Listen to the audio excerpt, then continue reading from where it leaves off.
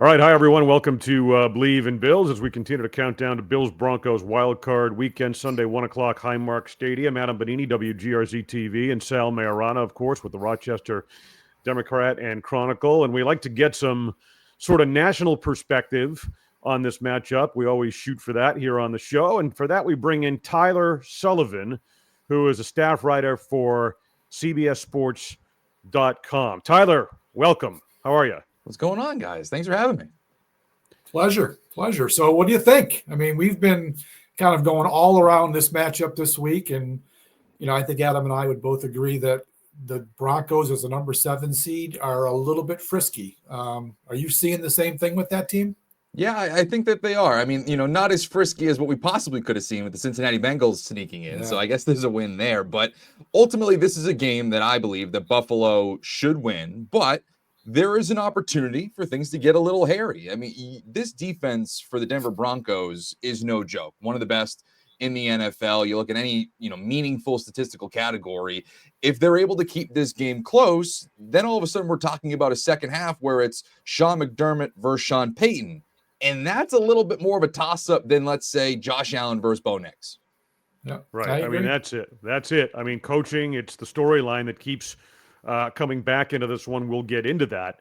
But for the moment, let's talk about Josh Allen versus Bo Nix. And it's interesting because we've seen Allen evolve here and covered his entire career with the Bills, what he's become. And it's now interesting to see other young quarterbacks be compared to him, right? And Bo Nix, given his arm strength and his mobility, what he's able to do in the ad-lib, is that. He sort of resembles Josh in some ways, but you would think he's not at that level yet. He's developing as a rookie.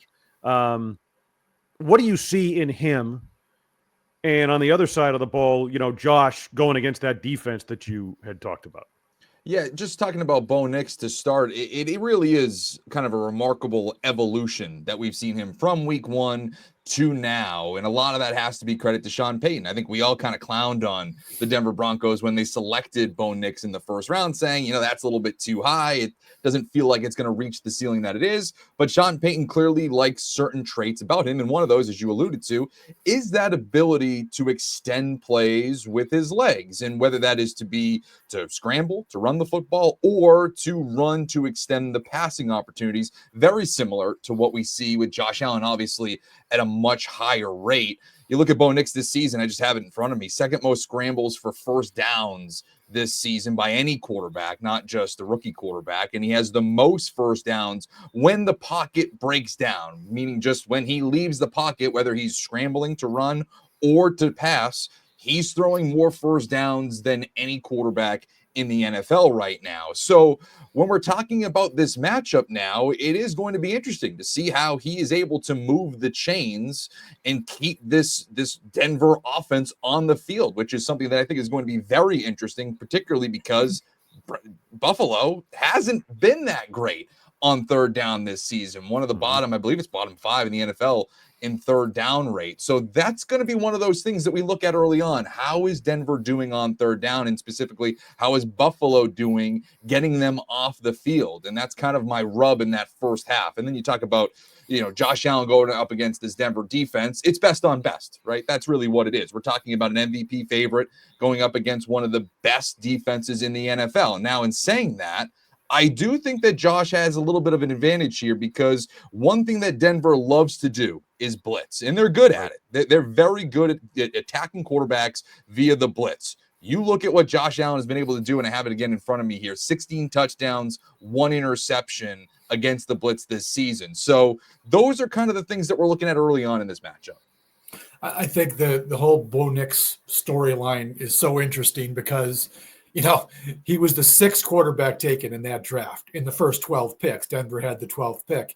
And there were these storylines that this is the guy that Sean Payton wanted. Well, I'm not sure. If the Broncos were picking 5th overall, I don't think Bo Nix would have been the pick. Now, that being said, I think what's really interesting about Bo Nix and his progression this year is that I think some of us forget the kid played 61 games of college football for two big-time programs at Auburn and the SEC, and then obviously at Oregon where he had more success. So I think that's partially why he's had such a good rookie season. This is not a kid. For instance, Josh Allen came into the NFL with 2 years of Division I experience. That was at Wyoming.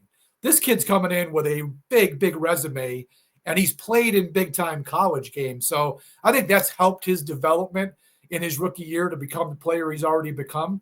What do you think of that, Tyler, as a rationalization for what we've seen from Bo Nix this year?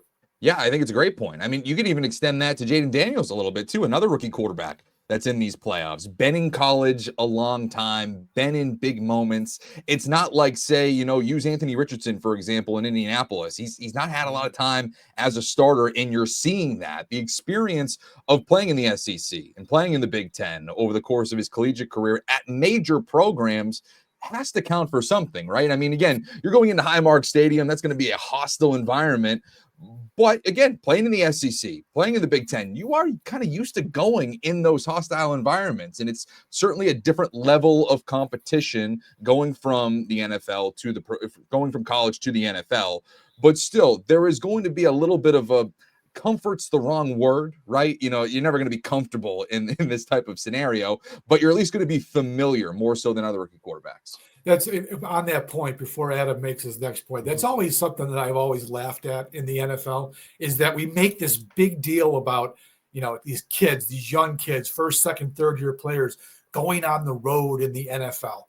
Dude, Michigan goes into Ohio State and plays in front of 100,000 people. The exact opposite, Ohio State. These guys have all played in massive environments, maybe even more so. Rivalry games are even more intense in college than they can be in the pros. I just always laughed at that whole thing about how Bo Nix is going to come into Orchard Park and be afraid of Bills Mafia. It's just not true. And it's always been a pet peeve of mine. I'm glad you brought it up. All right. Good points, gentlemen. Quick word from the sponsor here before we move on. BetOnline continues to be the world's most trusted betting platform and your number one source for online betting. The largest selection of odds on everything from football, the NBA, NHL, college basketball, and UFC. Head to BetOnline today, and don't forget to use the promo code Bleav, BLEAV, to get a welcome bonus on your first deposit. Also want to mention CBS's coverage this weekend on the air includes the NFL today, 4 p.m. Saturday ahead of Chargers-Texans, also streaming on Paramount+. And then before the Broncos and Bills, the NFL today at noon. Kickoff, of course, at Highmark Stadium is 1 p.m. With us is Tyler Sullivan of CBSSports.com, an NFL staff writer who'll be covering Bills Broncos. And getting back to that, you mentioned the Buffalo defense, right? And this would apply maybe to more than just Buffalo, Denver, like in terms of the Bills' legitimacy as a Super Bowl contender, right? You talked about the issues on third down, and they're one of the headlines. But, that defensive front has been inconsistent this year. They've been relatively good in the secondary against the pass. So they're kind of a bend but don't break, right? How much of a liability or an area of vulnerability maybe do you see that Buffalo defense being in this matchup against Denver and perhaps beyond it? Yeah, no, I think it's more big picture than it is for this game. For the game pick, I think that Buffalo wins this game. I think that there's a possibility for it to be close, but ultimately I do think that they take care of business here. But as we look forward, we're looking at possible opponents where you're playing Derrick Henry, you're playing Lamar Jackson, you're playing Patrick Mahomes, and everything that he can do in Kansas City. We know that very up close and personal in terms of their head-to-heads over the years. If you can't get off the field with those elite quarterbacks, then, man, you're going to have a hard time. I keep going back to that game. What was it? I Bleav it was like week 16 or week 14 or week 15 against the Los Angeles Rams, where you're going up against Matthew Stafford, where, he's not at the peak of his powers right now, but that's a former Super Bowl champion with elite wide receivers, with a running game. It's a high-powered offense, and I think they went, 11 to 15 on third down that they allowed, and you just can't have that. Josh Allen had 6 touchdowns in that game, which is Herculean. But if you're telling me that Lamar Jackson is going to have that easy of a time on third down, Derrick Henry is going to have that easy of a time on third down going up, as you said, against that defensive front, yeah, that's where it kind of maybe limits the ceiling a little bit, or at least has you questioning the ceiling of this Buffalo team right now. Yeah, I think the third down defense for the Buffalo Bills could end up being what cost them a chance to win a Super Bowl. They've been bad all year, even against some of the worst teams in the NFL. They've been bad on third down. They have allowed teams to keep drives alive far too much. And I know it sounds crazy. The Bills outscored their opponents by, I think it's plus 157. So it has not killed them, but in the playoffs, it could kill them. They're going to be going against, like you said, Tyler, these really good teams are in the playoffs. And I think Buffalo's third down defense, if they don't get that figured out, and I'm not quite sure what the answer is, because this is the same personnel, and they do not vary a whole lot of what they do on defense. McDermott and Babbage, they call their defense, and that's how they play. There's not a lot of variation. I think that's the biggest worry. I think it could be a problem this weekend. I mean, if Denver gets on a roll on offense and keeps Josh Allen off the field, it's a dangerous scenario for the Bills. And I think it's going to be their undoing at some point here in January. I just to jump off of that, I think that one of the things that Buffalo is going to need to do in this game, and then in particular, and it's very rudimentary, but I think they just need to dictate how the game is played. If you come out with your hair on fire early and you get up on Denver, let's just use them as the example because they're playing them this weekend, well, then you're dictating a little bit of what Sean Payton's going to have to call on offense. He might want to be a little bit more conservative and kind of let Bo Nix ease in to this playoff game a little bit more. But if you have an opening drive touchdown, you're up 7-0, maybe you get up 10-0, you're changing the entire game script for them. You're putting them into a little bit more pass-heavy game scripts. You're trying to throw yourself back into the football game, and that allows you the opportunity to maybe take advantage of a poor throw from Bo Nix. Maybe you create a turnover in those type of scenarios. So that I'm right there with you. Something's going to have to change for them to change their third down woes. And maybe it's the offense, as weird as that sounds, putting a little bit more pressure on the opposing offense to match them throw for throw. Well, that's a good segue into where I was about to go next, and that's that Buffalo offense. And they have had issues with fast starts this year. But, I mean, kind of in general, what this Bills offense has evolved into, right? Big storyline in the offseason was moving on from Stephon Diggs and what was going to happen in the passing game. And there were some issues with the explosiveness early in the year, and they trade for Amari Cooper, that sort of a thing. But you look at, what they've been able to do in that passing game and what Josh Allen, what he's kept the turnovers down.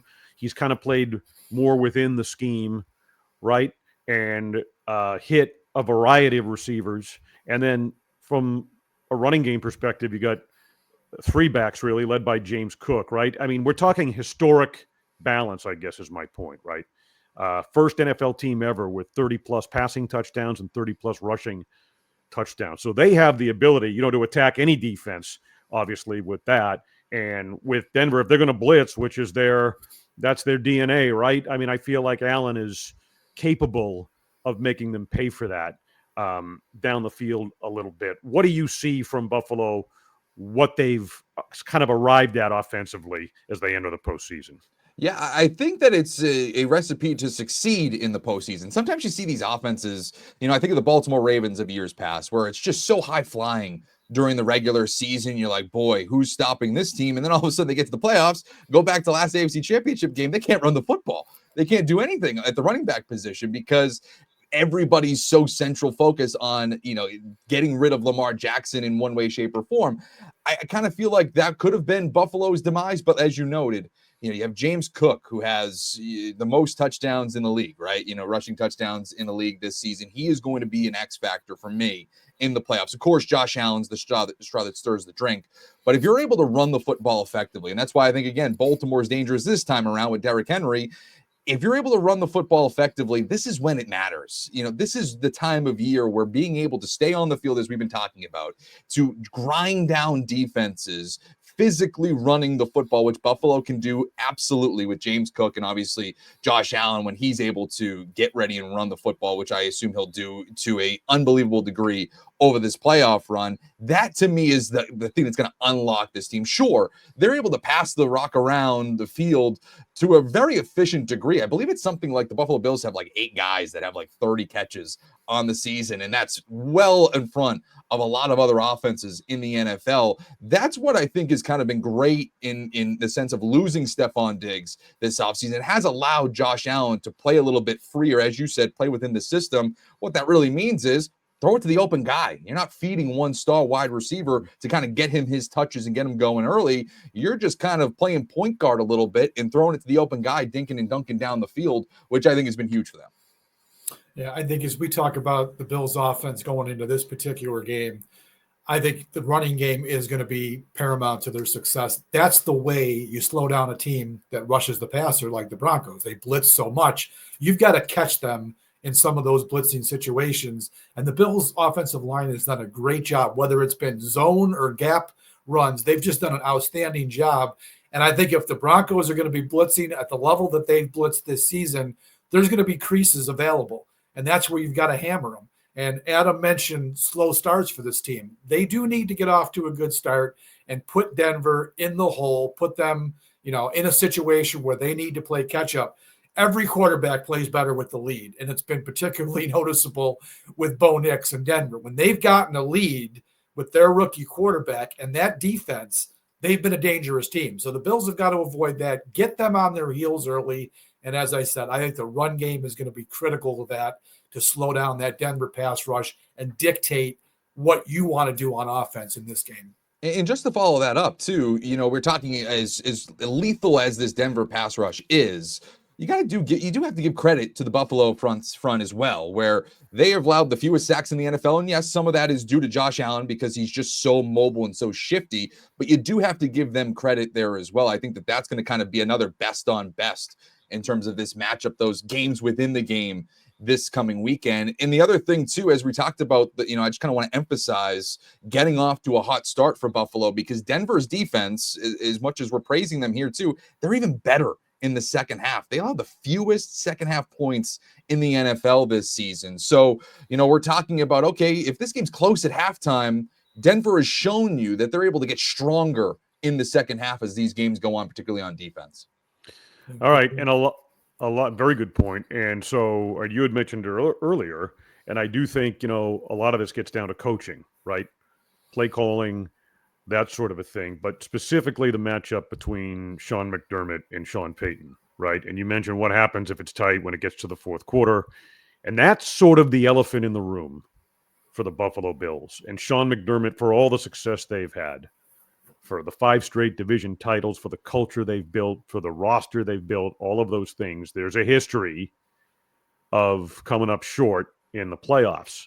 And a lot of that having to do with coaching. 13 seconds is the primary example that'll kind of loom over Sean McDermott until he's able to get this team over the top and reach the Super Bowl with Josh Allen as quarterback. I guess my question for you is, from where you sit, do you have questions about Sean McDermott? I like to think he's a hell of a head coach, and I like to think the answer is yes, that he's the guy that can win a championship for this team. But how large are those questions in your mind, I guess? Yeah, and I think it's fair to have those questions, right? I mean, again, it's if you have the resume in the postseason that Sean McDermott has had, as you referenced, the 13 seconds in things like that along the way, without a championship, with the roster that you've had, specifically the quarterback that you've had over the last few years, there's obviously going to be some questions of whether or not this is the guy to get it done. I do Bleav that he is capable of taking a team deep into the playoffs, winning a Super Bowl and all that. But it's going to be fascinating to see him go on this run here, because as we're talking about, there's a possibility that he's playing against or coaching against Super Bowl winning head coaches pretty much down the line, right? You're talking about Sean Payton right out of the gate in the postseason. Of course, Andy Reid, a Super Bowl champion, maybe even Harbaugh in Baltimore as well. You're saying, okay, all of these guys have made it to that mountaintop. They know these intricacies of what it takes to win, what levers to pull, and what wires to cut as we go down the stretch. As much as we have a little bit of confidence that Sean McDermott has been able to do it, we haven't seen it go all the way yet.